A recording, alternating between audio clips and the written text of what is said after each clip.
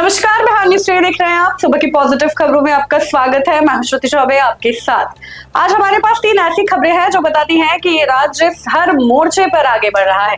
पहली खबर पटना मेट्रो की, जो जल्द ही एक नए रूट पर दौड़ने वाली है और लाखों यात्रियों का सफर पहले से आसान हो जाएगा। दूसरी खबर IGIMS की, जहां अब रोबोट डॉक्टर की मदद से ऑपरेशन हो रहे हैं और बिहार पूरे देश में इतिहास रच रहा है।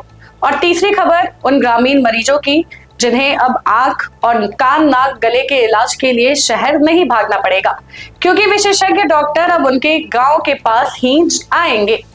तो बने रहिए हमारे साथ। तो सबसे पहले बात करते हैं उस खबर की जो पटना के लाखों यात्रियों के चेहरे पर मुस्कान लेकर आई है।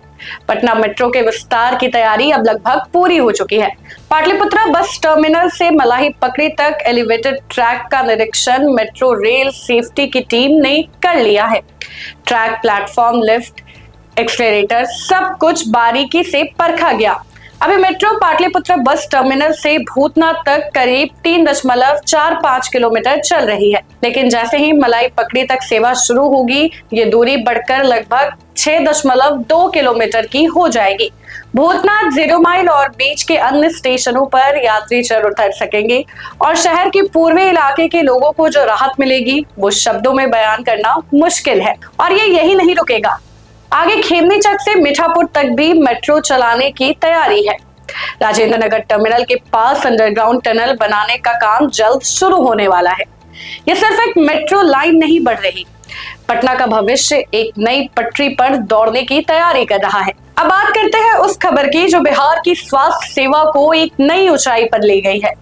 एक वक्त था जब बिहार के मरीज बड़े ऑपरेशन के लिए दिल्ली मुंबई की ट्रेन पकड़ते थे, लेकिन अब वो दिन बदल गए हैं।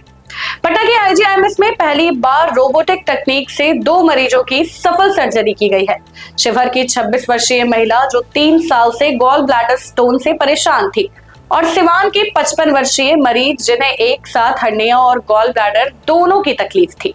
दोनों का ऑपरेशन डॉक्टर मनीष मंडल की देखरेख में सफलतापूर्वक हुआ और इसके साथ ही IGIMS बन गया बिहार का पहला सरकारी अस्पताल। पेट की रोबोटिक सर्जरी सरकारी दर पर होगी। अब जरा समझिए ये तकनीक कितनी कमाल की है। इसमें AI और 3D इमेजिंग का इस्तेमाल होता है। सर्जन को शरीर के अंदर का स्पष्ट और सटीक दृश्य मिलता है। खून कम बहता है, गलती की गुंजाइश कम होती है, मरीज जल्दी ठीक हो जाते हैं और दर्द भी कम होता है। IGIMS के निदेशक डॉक्टर बिंदे कुमार ने बताया कि आगे चलकर आंख, कान, नाक, गला, कैंसर, हड्डी और न्यूरो सर्जरी भी रोबोटिक तकनीक से होगी और इसके लिए डॉक्टरों को खास ट्रेनिंग दी जा रही है। यह सिर्फ एक ऑपरेशन की सफलता नहीं है, ये उस हर परिवार की जीत है जो महंगे इलाज के लिए घर जमीन बेचने को मजबूर था। और अब तीसरी खबर जो बिहार के उन करोड़ों ग्रामीणों के लिए है जो छोटी छोटी बीमारियों के लिए भी शहर का रास्ता नाप लेते हैं। आंखों में तकलीफ है, शहर जाओ। कान में दर्द, शहर जाओ। नाक बंद है, गला खराब है, शहर जाओ। यही रहा है अब तक का हाल, लेकिन बिहार सरकार अब इस मजबूरी को खत्म करने जा रही है। 7 निश्चय 3 योजना के तहत सरकार ने एक बड़ा फैसला किया है। राज्य के 540 सामुदायिक स्वास्थ्य केंद्रों को वरिष्ठ चिकित्सा केंद्र के रूप में विकसित किया जाएगा और इसके लिए नेत्र रोग और ENT के 1080 विशेषज्ञ डॉक्टर के नए पद बनाए जाएंगे। हर केंद्र पर एक आंख का डॉक्टर, एक कान, नाक, गले का डॉक्टर। मतलब साफ है, अब गांव में मरीज को अपना प्रखंड छोड़ने की जरूरत नहीं है। विशेषज्ञ डॉक्टर उनके पास आएगा, उनके घर के करीब आएगा।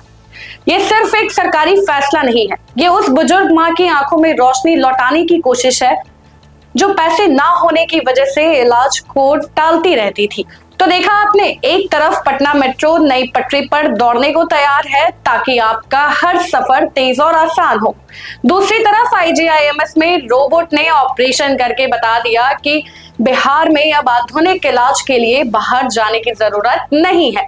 और तीसरी तरफ गांव-गांव में विशेषज्ञ डॉक्टर भेजकर सरकार ने साफ संदेश दिया है कि स्वास्थ्य सेवा सिर्फ शहरों के लिए नहीं, हर गांव के लिए भी है। बिहार बदल रहा है और ये बदलाव सिर्फ खबरों में नहीं है, जमीन पर भी दिख रहा है। और ये बुलेटिन आपको अच्छी लगी हो तो लाइक शेयर जरूर करें और चैनल को सब्सक्राइब करना बिल्कुल ना भूलें।